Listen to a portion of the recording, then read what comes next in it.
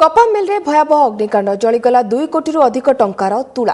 यह घटना घटी बलांगीर जिला बेलपड़ा अंतर्गत चार्चर बेंगरे थिबा श्री समलेश्वरी कपा मिल रे कौनसी कारणरू गत राति निया लगी जाइथिला। चाहू चाहू चारिआडे निया व्यापी जाइथिला। फल मिल रे थिबा 220 टन तुला जली जाई नष्ट हो जाइथिबा अभियोग होछि। अग्निकांड संपर्क में खबर पाई अग्निशम कर्मचारी पहुंची निया को आयत्त करथिले। रात 10:30 बजे आमर अचानक धुआं आसला गोदाम रू धुआं आसला आम पिला माने डाकिले आम आसला बेले हु होकर जलुला।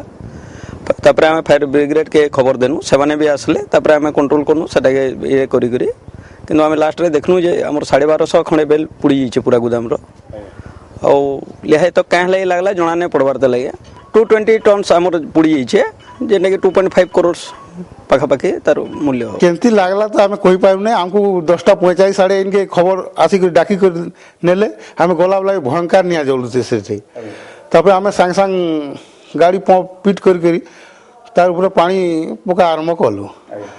2-4 घंटा परिश्रम कलापर निआटा पूरा संपूर्ण भाव आयत के आसी जाइए। तमाम स्थिति बोले आउ हेंती चांस नहीं कौन सी आड़े निया